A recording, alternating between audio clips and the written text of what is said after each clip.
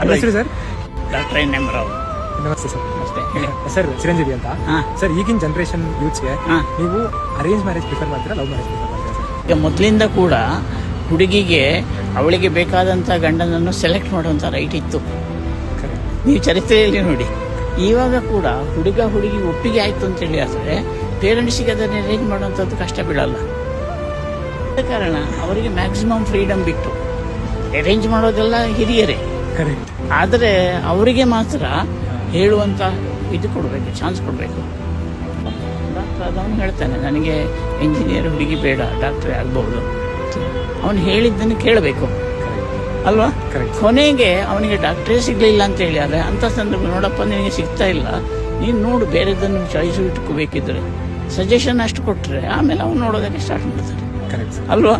ಆದ ಕಾರಣ ಅದು ಎರಡೂ ಸರಿಯಲ್ಲ, ಅದರ ಒಂದು ಮಿಕ್ಸ್ಡ್ ಕೂಡ. ರೈಟ್. Thank you sir.